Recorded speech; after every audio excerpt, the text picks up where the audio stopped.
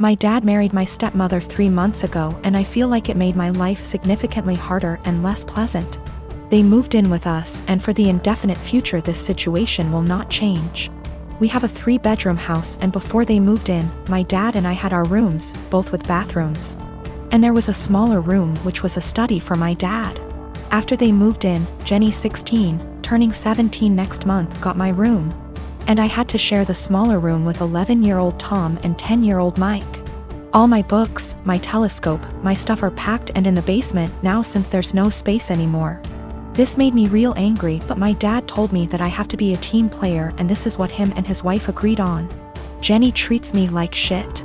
She sometimes acts as if I'm not there at all, and sometimes is super aggressive and hostile towards me. The other I asked Tom to stop going through my things, and she became so angry that I have no right to order her brother around. She told me to get it in my thick skull that I'm not their big brother to tell them what to do, even though all I asked was for them to stop going through my things. She said it's best if I don't talk to them at all, since that way they will get less influence from a weirdo like me.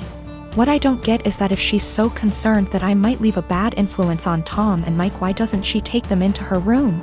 Tom and Mike don't respect any boundaries. They're always through my stuff. I have a watch which was a gift from my mother. She died of cancer, and they took it from my drawer and lost it. I found it weeks later in the basement with its front glass broken.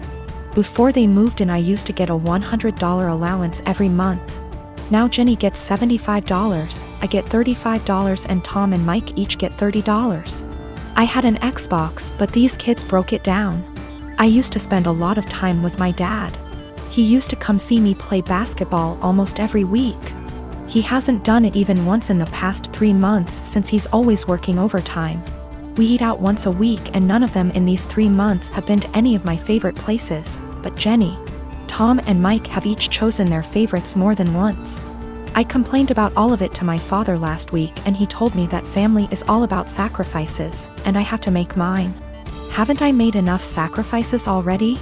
I feel like I'm the only one making sacrifices. I looked forward to them moving in here, but I now feel like an outsider at home. It's not my home anymore. Life has become very difficult for me. I spend as much time as I can outside because inside is so frustrating, but this is causing problems as well. My dad keeps telling me that not being around means I'm not accepting them as part of the family, while in reality it's the opposite. So I get grounded for not being around, and being around is horrible. I don't want to live here anymore, but I'm only 15 and can't move out. I have nobody else who can take me in.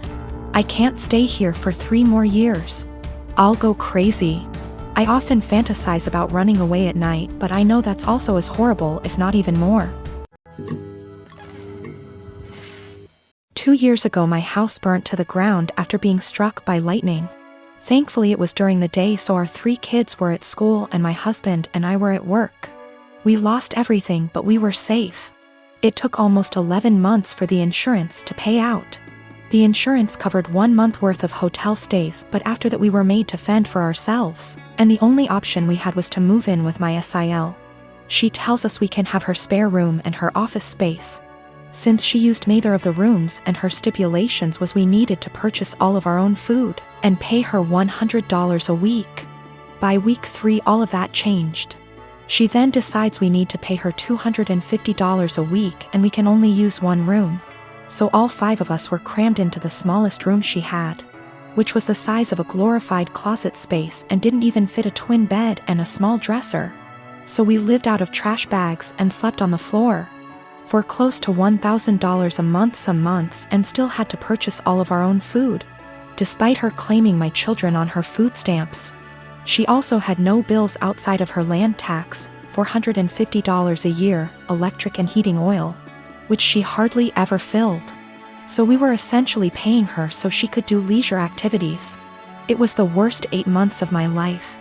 3 months ago, my grandmother decided that she wanted to go to assisted living after a fall and transferred the deed of her house to me, and basically said it was mine now. It is a 5-bedroom farmhouse.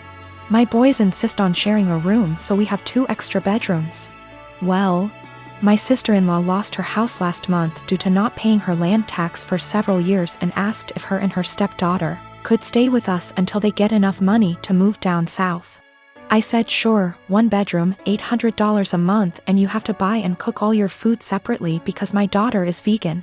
She looked at me like I had 10 heads and said that she and her stepdaughter should not be made to share a room when there are 2 extra rooms, and stated she cannot afford a rent of $800 while purchasing all of her own food on top of it. I said, neither could we, but we managed to cram 5 people into a glorified closet space while you were getting $1,000 and food stamps. Take it or leave it. She decided to leave. There's this girl that lives in my uni halls. We're not roommates, but we are flatmates. We are both 19 years old. Let's name her Kaya. I met her in September when we started university and moved into halls. We're not best friends, but we are friendly. We don't really spend much time together. Over time, my friends noticed that Kaya tried to copy me in everything. It started slowly, accessories and some clothes. Nothing major. I didn't even notice until people started pointing it out to me.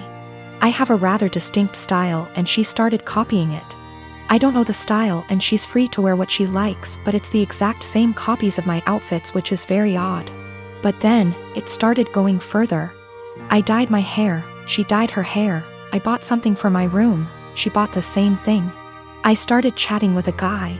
She became obsessed with that guy to a point that whenever I had a male friend or guy I was interested in over, she would go out of her way to try and get their attention, coming down to the kitchen in nothing but a towel. She never used to do it, etc. And she would do anything to attract attention. Now, don't get me wrong, I couldn't care less if the guy was looking, and even if it was my boyfriend looking. I'd have a beef with him, not her, but the blatant attention-seeking behavior was just odd.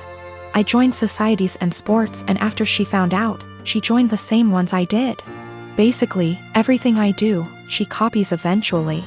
It's just really creepy, but I haven't said anything. I wouldn't even know what to say. Over the Easter break, my friend and I were at my family house, a bit drunk, and decided to test out whether Kaya really copies everything I do. I made a post on social media about shaving my head. My friend does hairdressing and she helped me out faking shaved head, and I posted a photo with shaved head.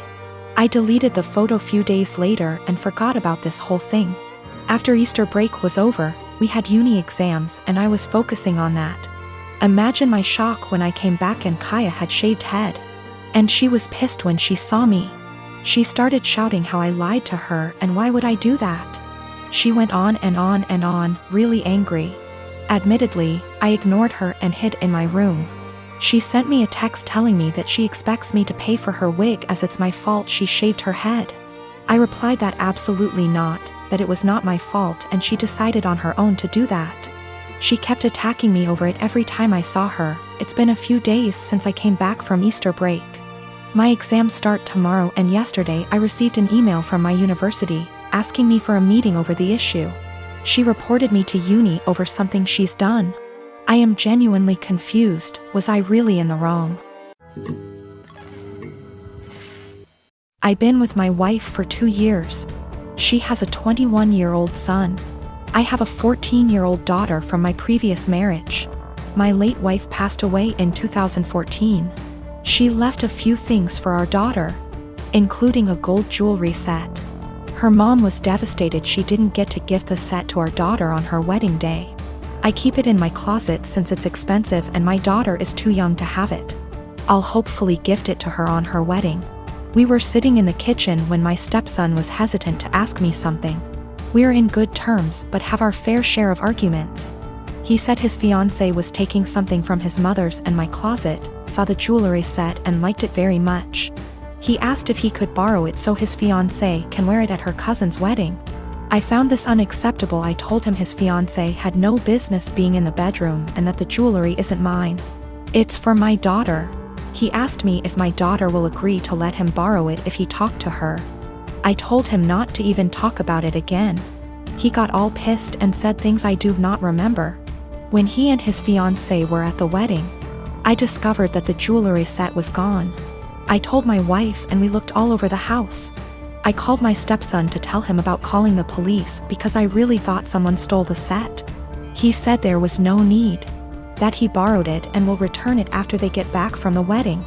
I yelled at him and told him to come back with it right then. I kept calling him till 12 a.m. when he told me to stop calling and that he'd bring it in the morning. I couldn't sleep that night. I felt terrible. In the morning he showed up at 10 a.m. He didn't bring it and started stalling, saying he forgot he'd bring it the next day. At this point it was clear he gifted it to his fiancée and was stalling. I got so mad I told him I will be pressing charges if he doesn't return the set today. We got into an argument.